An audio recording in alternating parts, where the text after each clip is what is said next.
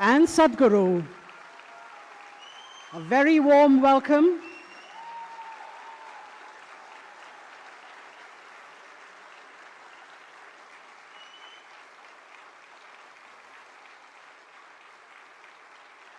It is a great privilege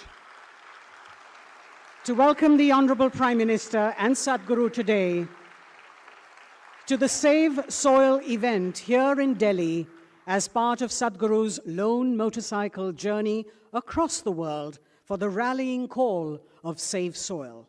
Welcome, Honorable Prime Minister, sir, and Sadhguru.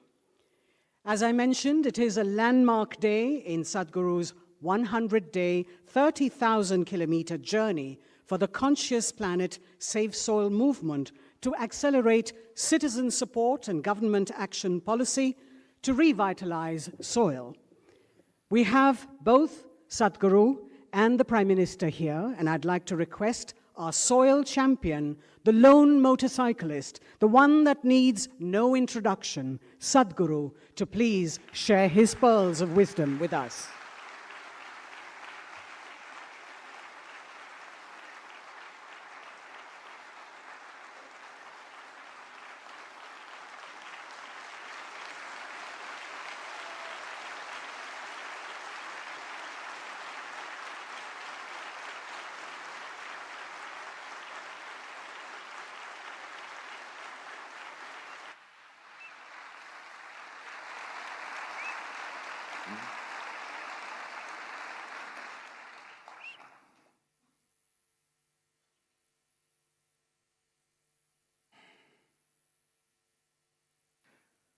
Kalo na janati tava jananam. Kalo na janati tava samapanam. Drushto maya tava mahakaraha yogeshwara Kala Kala Yogeshwara Kala Kala. Namaskaram and our heartiest welcome to our beloved Prime Minister.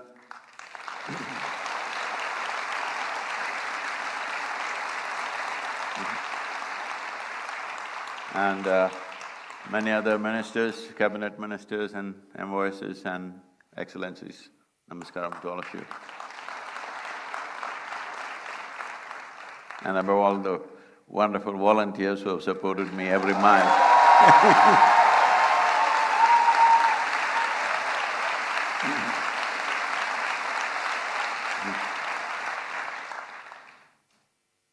As human beings, we are here on this planet just in terms of planet's life just for a few moments. But still, how empowered we are that we can even threaten the life on this planet. This empowerment is the peak of evolution. This is what we are. We are the flower of evolution. We are the consequence of every other creature that has grown in this land, in this planet. But invested with such a sense of intelligence, with such a sense of capability, if we do not function consciously, if we do not function responsibly, our intelligence and our capabilities turn against us. This is what soil degradation is about. Soil degradation has happened, environmental damage has happened, not because there is some evil force sitting somewhere wanting to damage this planet. It is all in pursuit of human happiness and well-being that this is happening. So this is the case of a potato farmer who wanted to eat mangoes and went to the mango tree, but out of sheer habit started digging the earth looking for mangoes. When he did not find mangoes there, he became very furious and dug furiously, and slowly the tree came upon him. This is the case of humanity right now. This is where we are. So, every one of us, knowingly, unknowingly, are partners in this destruction. The only way around is Every one of us have to be partners in the solution. There is simply no other way.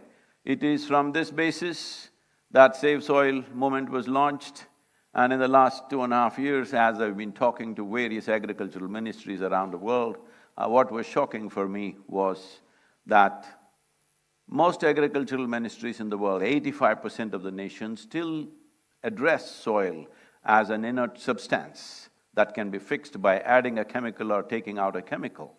But in this culture, we have always referred to soil as our mother.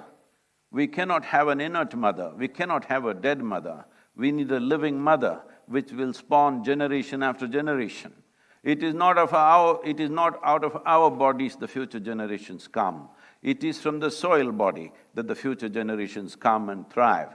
Unfortunately, we have brought that to a certain threat, but fortunately, we are in that cusp of time that if we act now in a determined way, it does not take any rocket science to fix this, nor does it take enormous amount of financial outlays.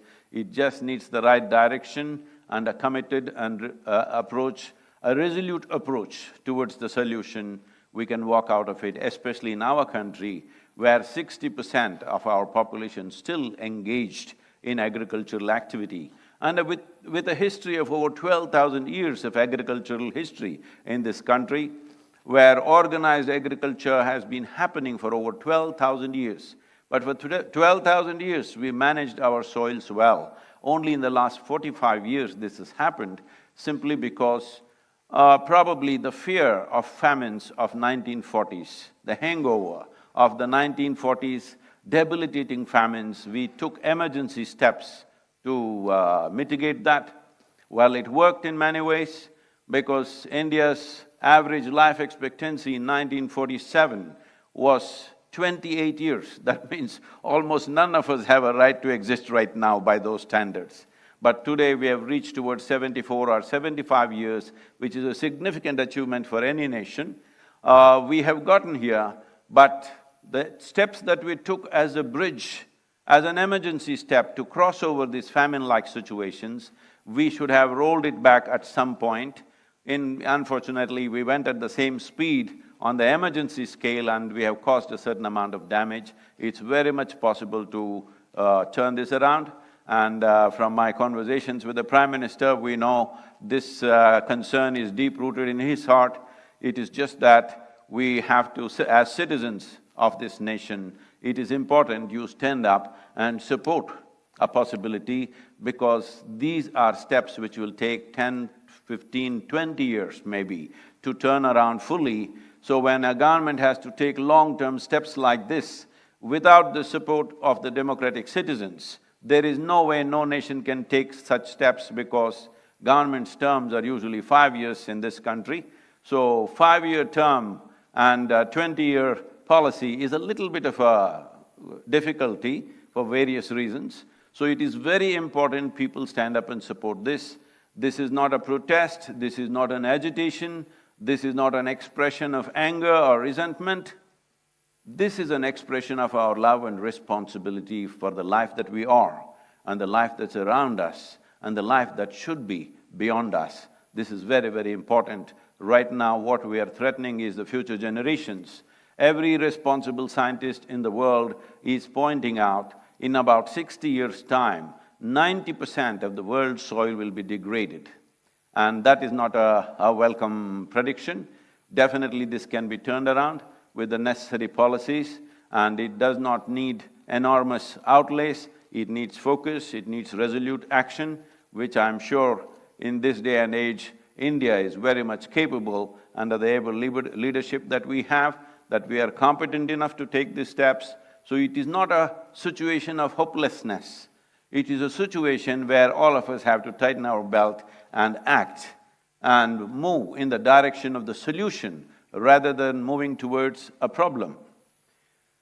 Apart from this, in the world, what I have seen is, wherever I traveled in the last 2.5, 3 years' time, meeting many people, environmental ministers, agriculture ministers and various bureaucrats, everybody knows the problem. Everybody generally knows what is the solution. So what I grasped from this was, Everybody knows the problem, everybody knows the solution, but they're just waiting for an idiot to bell the cat. So here I am, I thought. So, because the problem is known to everybody in the world, all UN agencies are very conversant with the problem, most nations are very conversant with the problem, but somehow there was a silence. Fortunately, in the last 75 days, it is India 75, it's my great privilege, in 75 days I'm in New Delhi.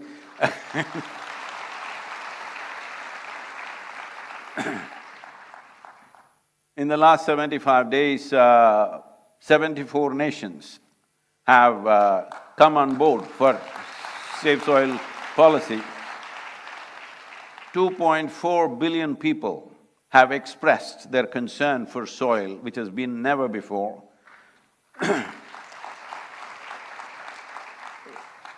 So once people want it, how can we stop it? Definitely it will happen. The most important aspect of this Save Soil movement is, it is not against anybody. It is not against any industry, it is not against any lobby, it is not against anybody. I've been talking to fertilizer industries, pesticides, herbicides. They're saying, are you against us? I say, I'm only against suicide. I'm not against any other side. It is not anybody's business to tell the farmer how he should farm. All we want is keep the soil alive, keep the soil rich. Is a farmer against a rich soil? No. Just that farmer's economy has been so fragile, any change he's afraid of. If an incentive-based policy is pushed, definitely most farmers will respond in a very, very positive way. We are very sure about this because we have spoken extensively to farming community around the world, and we find everybody is absolutely positive about this. It is just that they need incentive support, which doesn't cost much in this country. Just something as simple as bringing cover crops, which were very much a part of our culture just 45 to 50 years ago. Just bringing cover crops will make the organic content in the soil go up to 3% within 6 to 8 years' time. Only cover crops in summer can do that because it will add 1.5 to 2 inches of humus every year, and it will solve this problem. This is a very simple approach. If we want to do it more aggressively, then it may cost more money. But to do it in the simplest possible way is cover crop. Why I'm saying cover crop is, right now it's the month of May. If you fly across India, you will see, except Western Ghats and northeastern part of India, largely it looks like a brown desert. This is not how India should look. Whatever the season, there must be green leaf on the land, and this was the way India's farming used to be. This is the way the wisdom of the farming community used to work, but unfortunately, we have dropped these things for whatever reasons. Instead of looking for who is to be blamed, instead of looking for what is the problem, who caused the problem, all of us are the problem, and all of us should become the solution. Thank you very much. Once again, thank you, sir, for being here. If I can say one, as the Prime Minister has taken up the Solar Alliance, I think there's an immense opportunity. After talking to various leaders around the world, I realize India and the Prime Minister of India could take up the leadership of soil regeneration in India and the world. The global leadership for soil regeneration, starting with G20, considering we are going to have the stewardship of G20 in the coming year. Thank you very much. Thank you, Sadhguru, for your enlightening words. And as mentioned by him, the Save Soil movement has already touched 2.5 billion people, and 74 countries have agreed to act to save soil. This is a movement that has united the world, a mission that has brought people together across the globe to commonly address, because it concerns each of us, everyone on earth. His message is simple. Saving soil is necessary to maintain life on our planet.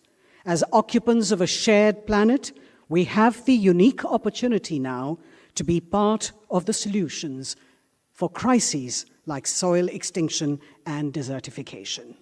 Here's presenting to you a video that explains the science behind the Save Soil campaign.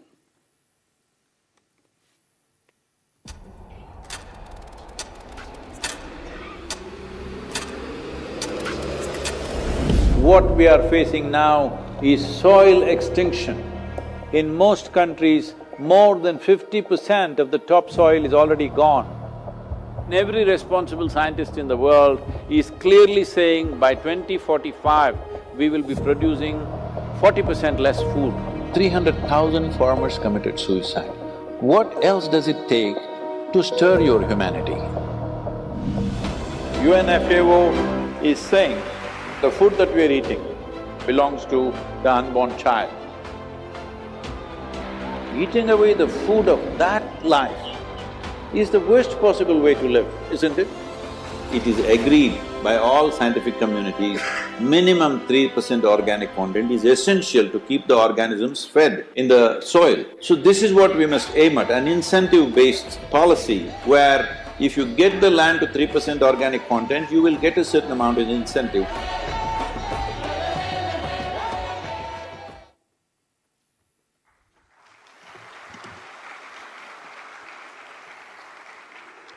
Ladies and gentlemen, as I mentioned earlier, several years ago, the Honorable Prime Minister, Shri Narendra Modi, had launched a nationwide scheme to help farmers to prevent soil deterioration through balanced use of fertilizers and the application of the right nutrients.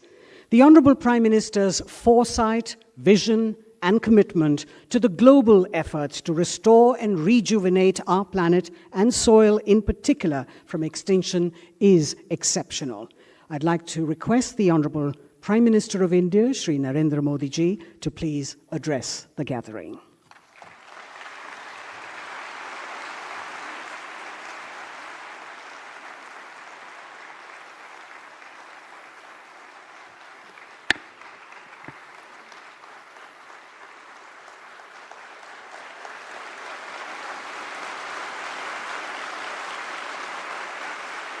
नमस्कार। आप सभी को, पूरे विश्व को विश्व पर्यावरण दिवस की बहुत बहुत शुभकामनाएं।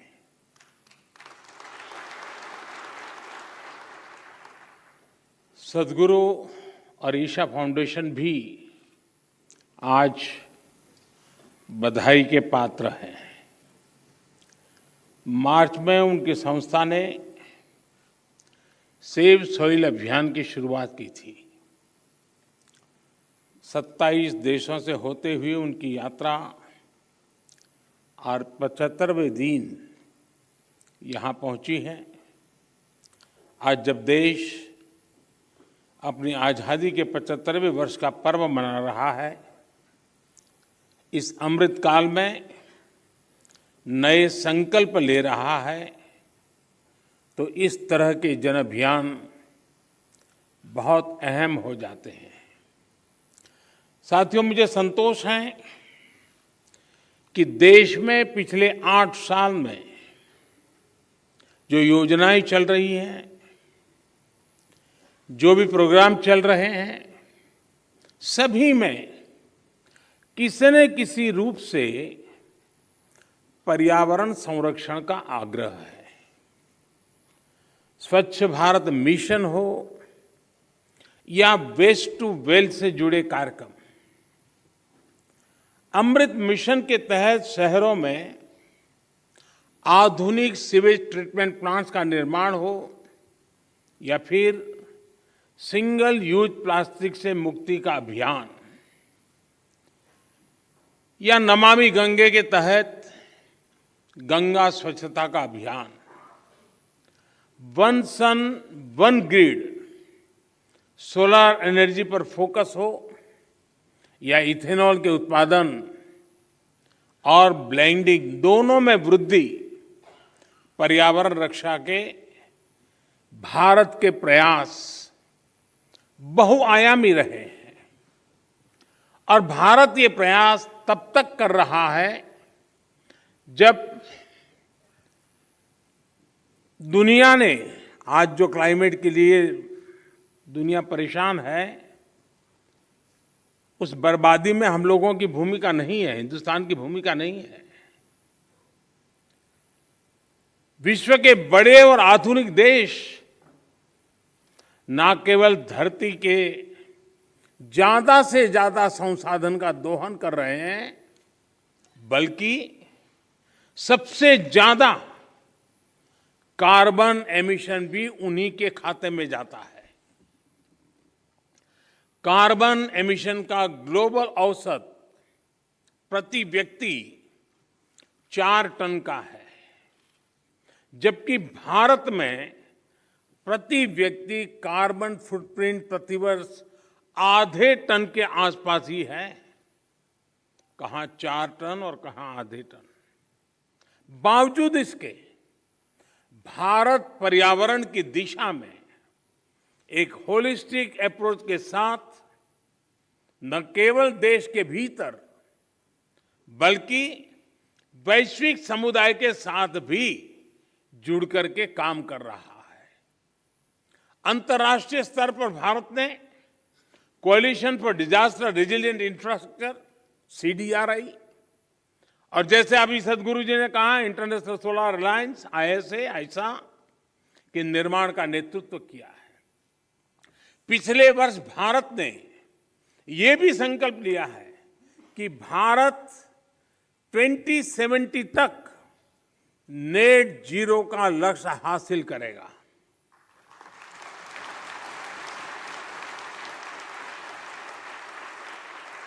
साथियों, मिट्टी या ये भूमि हमारे लिए पंच तत्वों में से एक है। हम माटी को गर्व के साथ अपने माथे से लगाते हैं। इसी में गिरते हुए खेलते हुए हम बड़े होते हैं। माटी के सम्मान में कोई कमी नहीं है।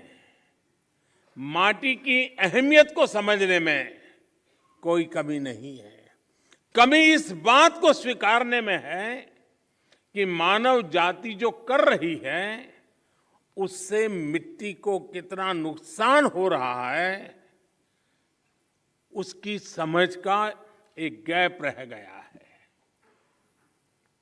और अभी सदगुरु जी कह रहे थे कि सबको पता है समस्या क्या है। हम लोग जब छोटे थे तो सिलेबस में किताब में एक पाठ्यक्रम के में एक पाठ पढ़ाया जाता था। गुजराती में मैंने पढ़ा है, बाकियों ने अपनी भाषा में पढ़ा हो शायद। कहीं रास्ते पर एक पत्थर पड़ा था, लोग जा रहे थे, कोई गुस्सा कर रहा था, कोई उस पर लात मार देता था। सब कहते थे देखिए किसने पत्थर रखा, कहाँ से पत्थर आया, दे समझते नहीं वगैरह। लेकिन कोई उसको उठा करके साइड में नहीं रखता था। एक सज्जन निकले, उनको लगा कि चलो भाई सदगुरु जैसा कोई आ गया होगा।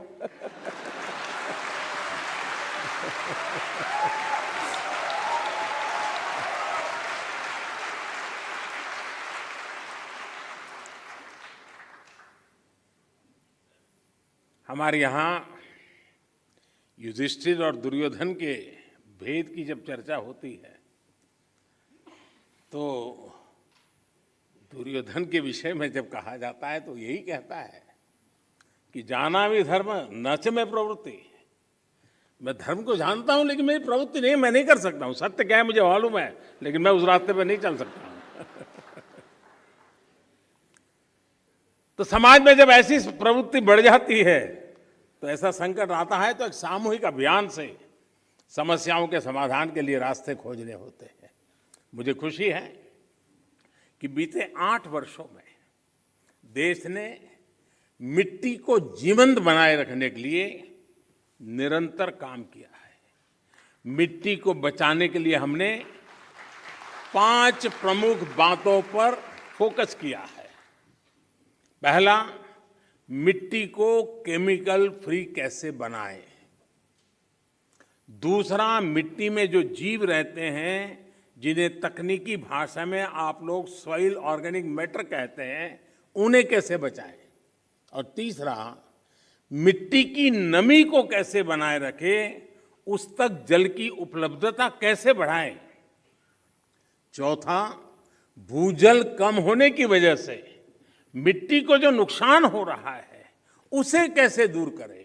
और पांचवा, वनों का दायरा कम होने से मिट्टी का जो लगातार क्षरण हो रहा है उसे कैसे रोकें? साथियों, इन सब बातों को ध्यान में रखते हुए ही देश में बीते वर्षों में जो सबसे बड़ा बदलाव हुआ है वो है देश की कृषि नीति में। पहले हमारे देश के किसान के पास इस जानकारी का अभाव था कि उसकी मिट्टी किस प्रकार की है, उसकी मिट्टी में कौन सी कमी है, कितनी कमी है। इस समस्या को दूर करने के लिए देश में किसानों को सॉइल हेल्थ कार्ड देने का बहुत बड़ा अभियान चलाया गया।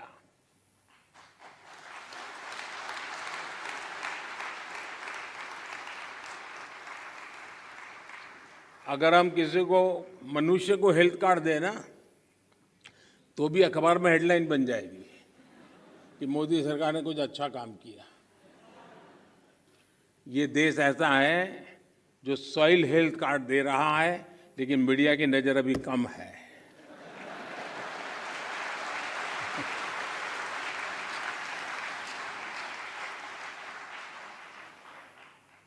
पूरे देश में 22 करोड़ से ज्यादा सॉइल हेल्थ कार्ड किसानों को दिए गए।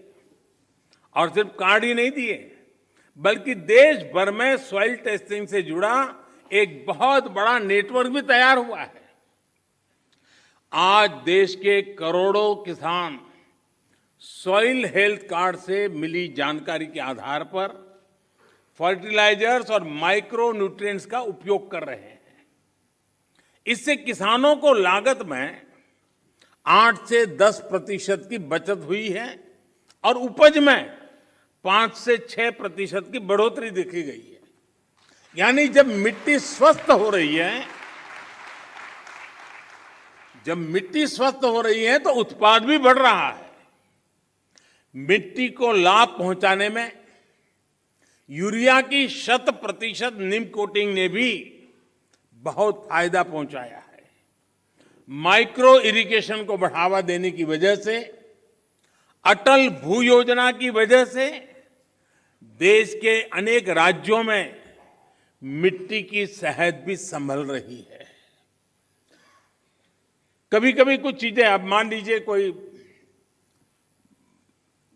1.5-2 साल का बच्चा बीमार है, तबीयत ठीक नहीं हो रही है, वेट नहीं बढ़ रहा है, ऊंचाई में भी कोई फर्क नहीं आता है, और मां को कोई कहे कि जरा इसकी चिंता करो, और उसको कहीं सुना हो कि भाई स्वास्थ्य के लिए दूध वगैरह चीजें अच्छी होती हैं, और मान लो वो हर दिन 10-10 लीटर दूध में उसको स्नान करवा दे, तो उसका स्वास्थ्य ठीक होगा क्या?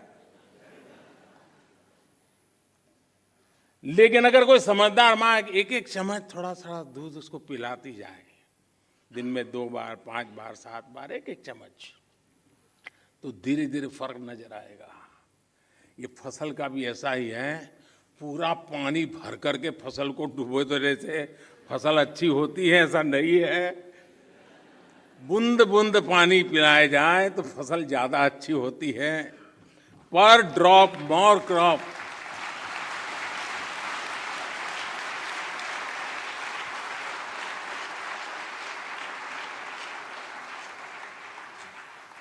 अनपढ़ मां भी अपने बच्चे को 10 लीटर दूध से नहलाती नहीं है, लेकिन पढ़े लिखे हम लोग पूरा खेत पानी से भर देते हैं।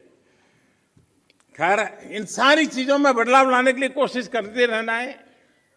हम कैच द रेन जैसे अभियानों के माध्यम से जल संरक्षण से देश के जन जन को जोड़ने का प्रयास कर रहे हैं। इस साल मार्च में ही देश में 13 बड़ी नदियों के संरक्षण का अभियान भी शुरू हुआ है।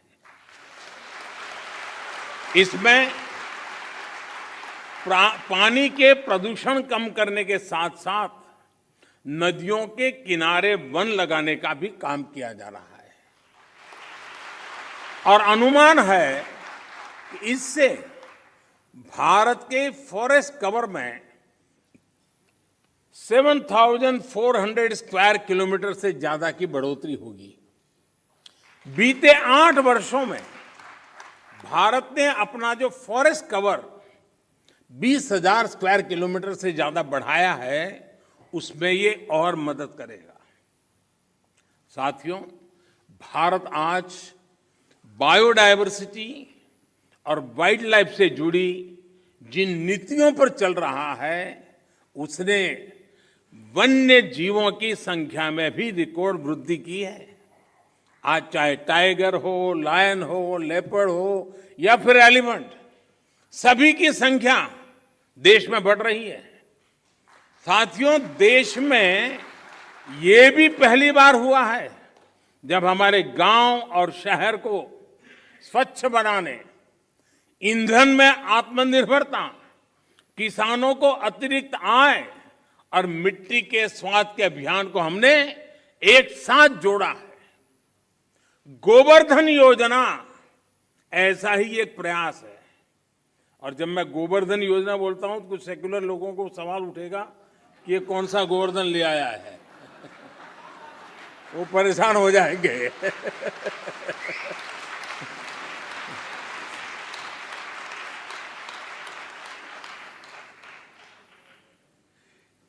इस गोवर्धन योजना के तहत बायोगैस प्लांट्स गोबर और खेती से निकलने वाले अन्य कचरे को ऊर्जा में बदला जा रहा है।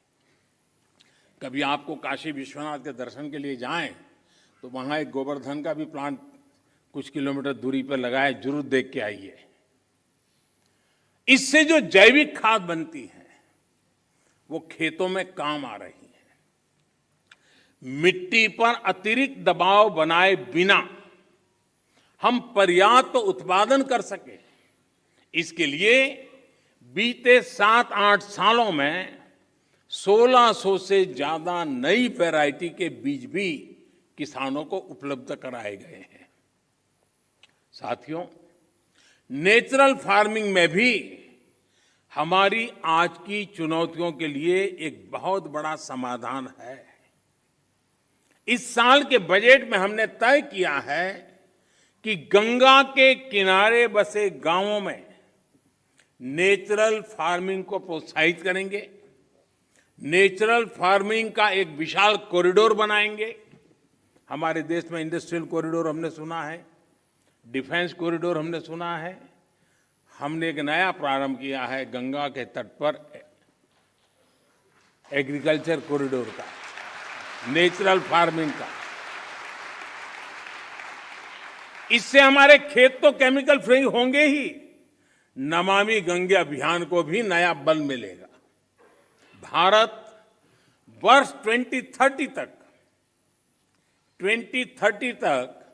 26 मिलियन हेक्टेयर बंजर जमीन को रिस्टोर करने के लक्ष्य पर भी काम कर रहा है। साथियों, पर्यावरण की रक्षा के लिए आज भारत नए इनोवेशंस, प्रो एनवायरमेंट टेक्नोलॉजी पर लगातार जोर दे रहा है।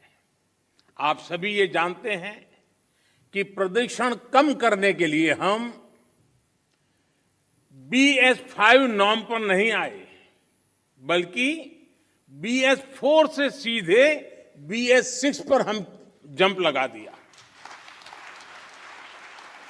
हमने जो देश भर में LED बल्ब देने के लिए उजाला योजना चलाई, उसकी वजह से सालाना लगभग 40 मिलियन टन कार्बन एमिशन कम हो रहा है। सिर्फ लट्टू के बदलने से घर में अगर सब लोग जुड़ जाएं, सबका प्रयास कितना बड़ा परिणाम लाता है। भारत फॉसिल फ्यूल पर अपनी निर्भरता को कम से कम करने का प्रयास कर रहा है। हमारी ऊर्जा जरूरतें रिन्यूएबल सोर्सेज से पूरी हो, इसके लिए हम तेजी से बड़े लक्ष्यों पर काम कर रहे हैं। हमने अपनी इंस्टॉल्ड पावर जनरेशन कैपेसिटी का 40% non fossil fuel based sources से हासिल करने का लक्ष्य तय किया था। ये लक्ष्य भारत ने तय समय से 9 साल पहले ही हासिल कर लिया है।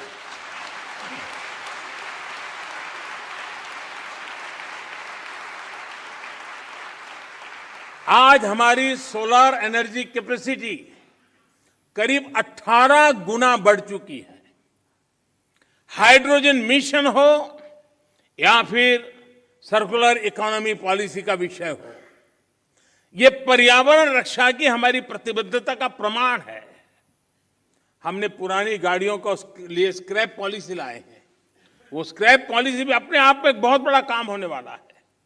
साथियों, अपने इन प्रयासों के बीच आज पर्यावरण दिवस के दिन भारत ने एक और उपलब्धि हासिल की है और ये मेरा सौभाग्य है कि खुशखबरी देने के लिए मुझे आज बहुत उचित मंच मिल गया है।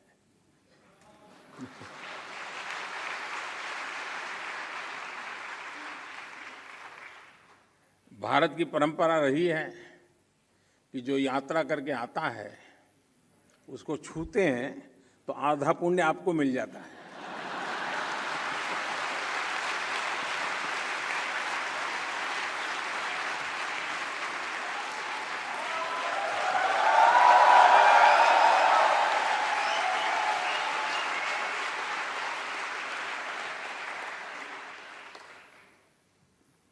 ये खुशखबरी मैं आप जरूर सुनाऊंगा और देश को और दुनिया के लोगों को भी आनंद आएगा। हाँ, कुछ लोग आनंद ही ले सकते हैं।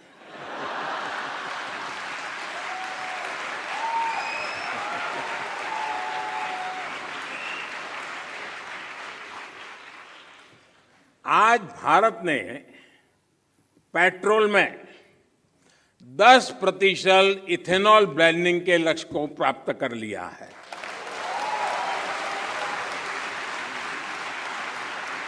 आपको ये जानकर भी गर्व की अनुभूति होगी कि भारत इस लक्ष्य पर तय समय से 5 महीने पहले पहुंच गया है।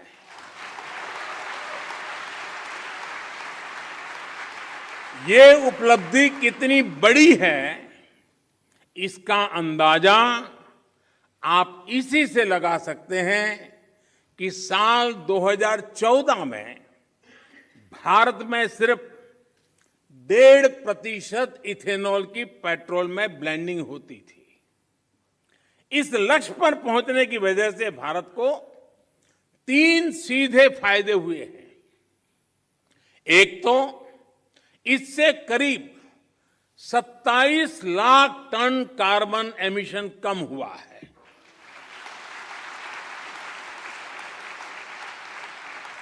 दूसरा, भारत को 41,000 करोड़ रुपए से ज्यादा की विदेशी मुद्रा की बचत हुई है। और तीसरा महत्वपूर्ण फायदा, ये देश के किसानों को इथेनॉल ब्लेंडिंग बढ़ने की वजह से 8 वर्षों में 40,000 करोड़ रुपए से भी ज्यादा आय हुई है।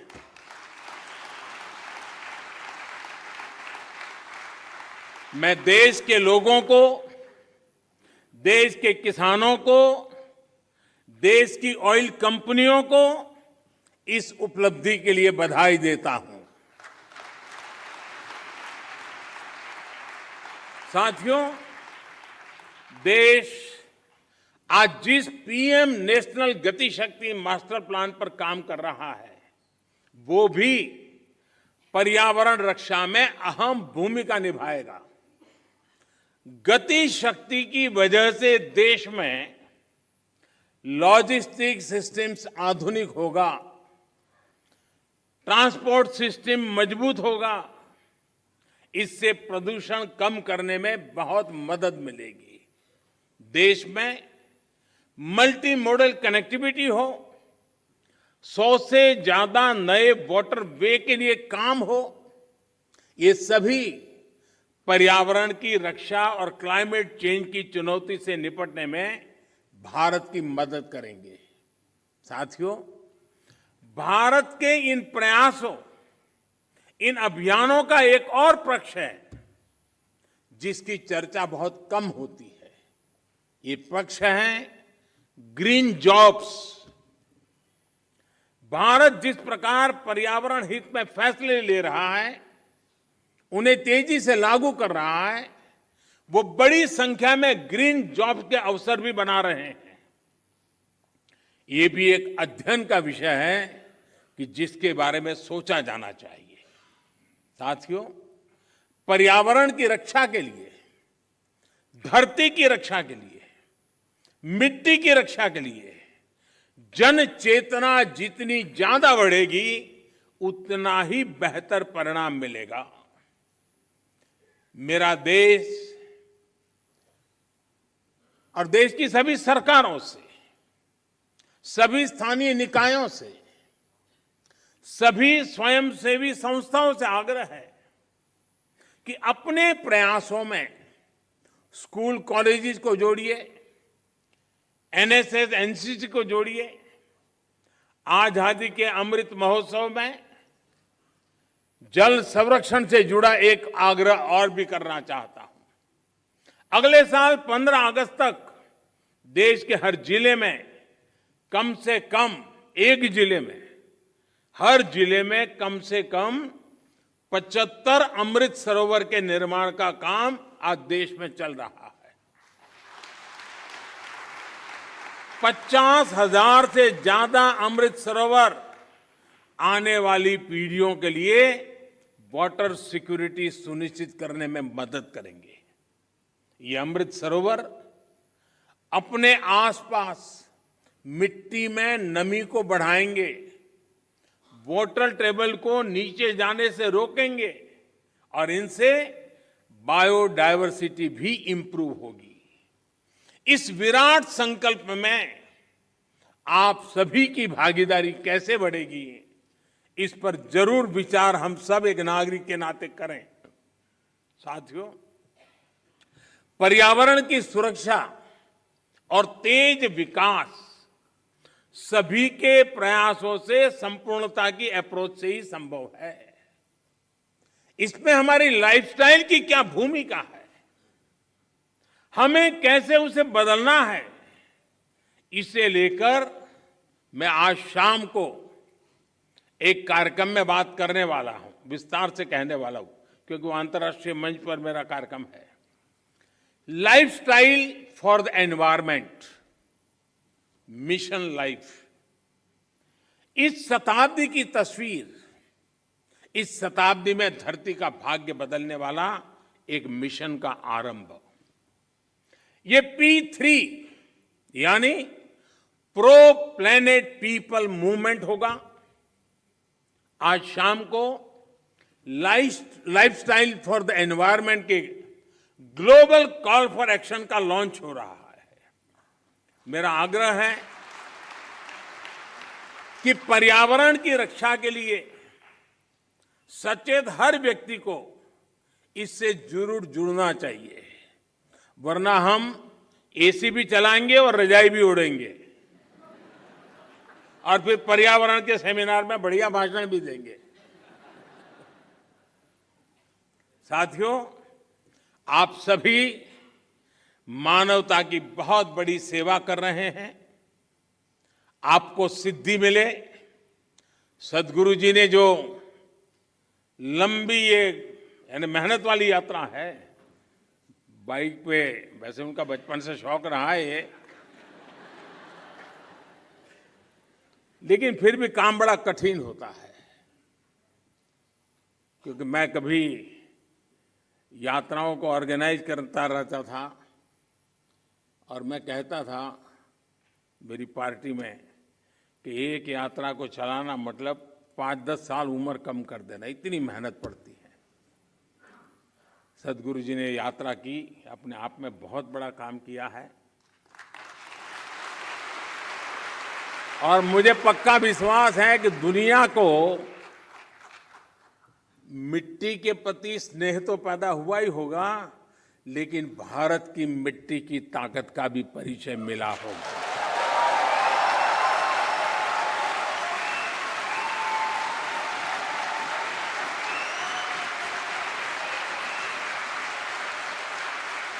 आप सबको बहुत बहुत शुभकामनाएं। धन्यवाद।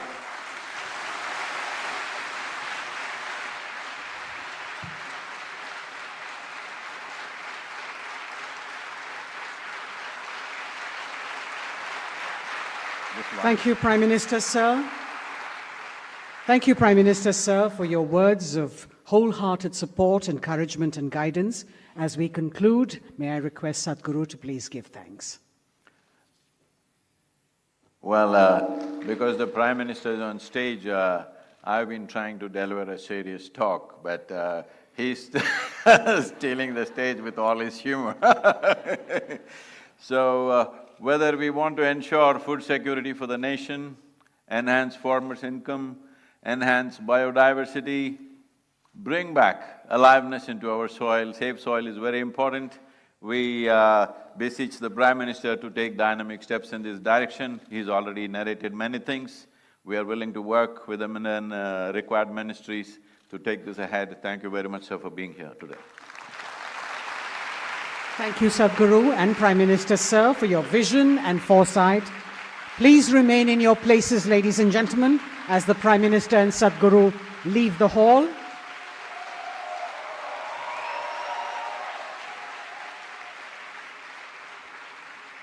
Please be seated. Thank you, Sadhguru, and we wish you a safe journey as you continue to travel in the last leg of the 100-day journey through Bharat, onward as you go to Lucknow, Bhopal, Nasik, Mumbai, Hyderabad, Mysuru, Bengaluru, and to the Kaveri Basin in Coimbatore, and conclude at the Adi Yogi at Isha Yoga Center. Thank you, Sadhguru, for single-handedly taking on the mammoth mission of Save Soil. Please remain with us as we share with you glimpses of Sadhguru's Save Soil rally across 27 countries, from London to New Delhi so far. We would like to also invite you to join us for this evening's public event being held at the Indira Gandhi Indoor Stadium from 6 p.m. to 8 p.m. Entry, as you know, is restricted to those who have registered on the website for the event, and we do have a few seats left still in case you want to join us. Please register on the Conscious Planet website at savesoil.co/Delhi. Please enjoy the Save Soil rally video that we have for you. Please be seated, ladies and gentlemen.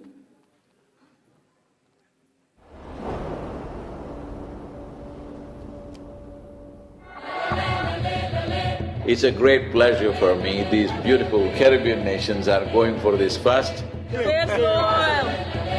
This memorandum of understanding that we signed, it will also bring some technical assistance to the Caribbean region.